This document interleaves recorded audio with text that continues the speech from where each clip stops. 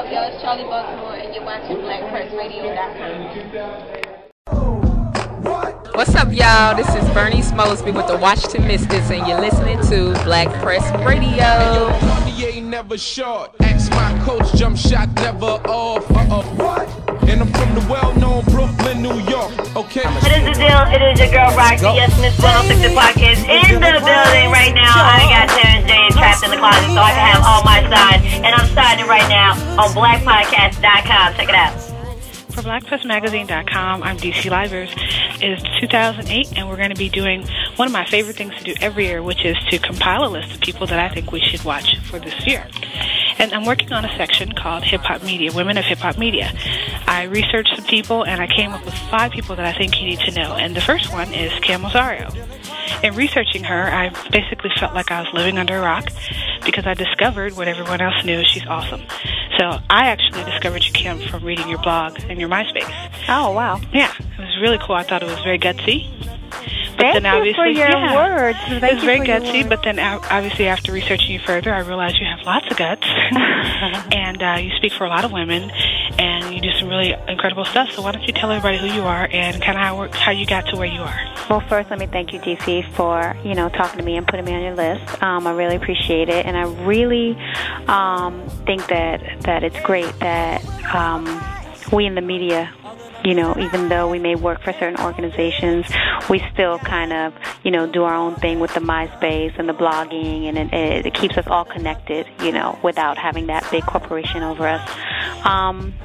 As you already have introduced me as, I'm Kim Osorio, and I'm currently the executive editor here at BET.com. Before coming to BET.com, I was the editor-in-chief of The Source magazine, and in addition to that, I have done a lot of writing for different publications.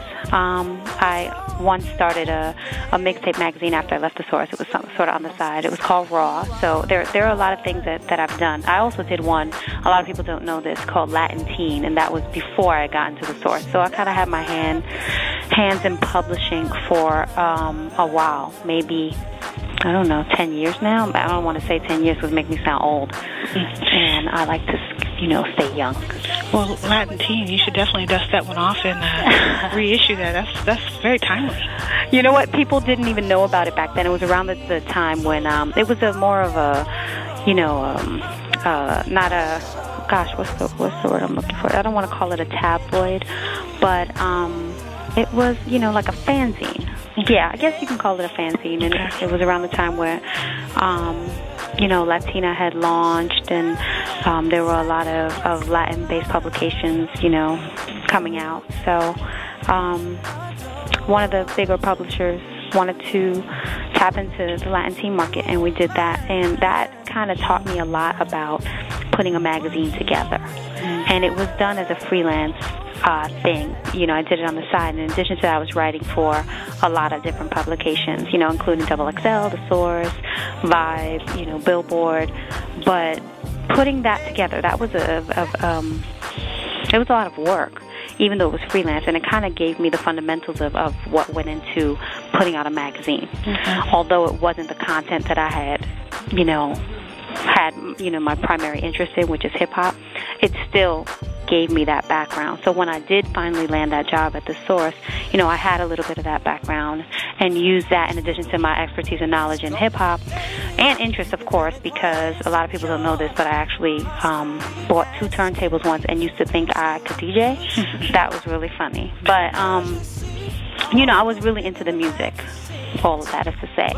So I grew up in the Bronx, and I grew up on hip-hop culture. So when I got to The Source, obviously kind of took all of my experience and put it together, and it helped me, achieve the goal of getting to the top editorial position. Well, let's back it up a little bit. So did you do this in high school and college as well in terms of journalism? And how did you even get to the point where you were able to get a job at someplace like The Source? It's funny. I didn't do it in high school. I didn't study. In college or whatever. I went to law school, actually. So throughout high school, I decided that I was going to go to Fordham University. When I was at Fordham, I was like, I'm going to major in fine arts, minor in business administration. I never really knew what I wanted to do, but I always had something to say. Like the girl with the smart mouth who can't ever shut up, like always got to put her opinion in. A lot of people always say, why you always got to give me your opinion? that's who I am. And I found that when I was in college, when I started writing as a hobby. And people were like, you're good at that. But it's more about just having an opinion. It's also being able to put it down on paper, and a lot of people, it's hard to articulate your opinion, but it's even harder to put it in print. So, I had that, and that was really something that I love to do, and I just figured out, hey, you know what, I can make a career out of this. So what were the early days like for you at the Source? Was it as exciting as it sounded? Oh, it was very exciting. It was very exciting. I would never take anything away from my experience there because I did learn a lot, and I work with a lot of great people. And, when I got there, I was doing what I loved to do. And I think that when you're in a position where you can work for a brand like the Source that you've come to know and love, you put out your best work because you love what you do, and a lot of people I know don't have that opportunity to actually work somewhere where they like their job. A lot of people I know go to work because they have to, but I went to work loving every bit of what I did every day that I went in. It's the type of job where you get sick and you still go to work because that's what you want to do. Yeah, that's how I feel every day. Well, when did it start getting rough for you? When did you know maybe I need to think of something else? Well, I don't think it ever was maybe I need to think of something else. I think that I had issues there with the higher-ups and the people that owned the company that were separate from the job that I performed. And maybe not, I don't know if that's correct by saying they were separate, but it was not about me not wanting to do what I was doing there. It was more about me dealing with the way the company was run on the inside. So after I got to the editor-in-chief position was when I really started to see the abuse of power that was going on.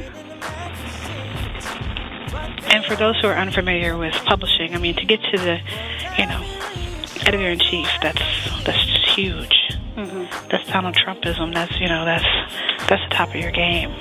So that was both kind of, I guess, like a bittersweet, because you're there, but you're having trouble getting, things to go through, and hitting the ceiling that a lot of women, especially women in hip hop, end up finding themselves at. So at some point, you sued, and the whole case went through. I'm, just catching myself up on it on the web, and you win. Yeah, it's a long, detailed story, which we're not going to bother ourselves with, but you win, and there are some rumors on the web that say you won $7 million, some say 8, some say 15. Girl, how much money do you got? The actual, I can't talk too much, about it, but the actual judgment, I was awarded after the judge rendered his final decision, because literally when we all left the courtroom, we believed it was a $15.5 million judgment. It was reported in the newspapers as $15.5 million. That's what we do believe the jury decided. A couple of days later, it was knocked down to 7.9 because the judge felt like they meant this. They said this, but they meant this. So,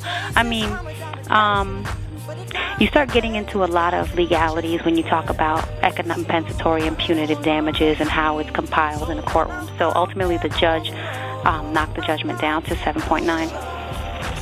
Well, we certainly don't want to, I don't want a lawsuit or a subpoena, but I do want to be fair to Dave Mays, who unfortunately I haven't been able to get on the phone, and I'll just read a statement that I found that he made on the web. It says, neither of the women ever filed complaints during the many years of working at the Source. It raises a lot of questions when these types of charges are made subsequent to a valid and legitimate termination of their employment. So the reason we're only bringing up this particular portion of the situation is to kind of talk about, some of the things that happened for you in terms of, the reputation getting tarnished and how you felt your way back. And so what was that period like? Were there people who felt like they didn't know who to choose, or, did you feel journalistically like you were compromised? What was that like for you?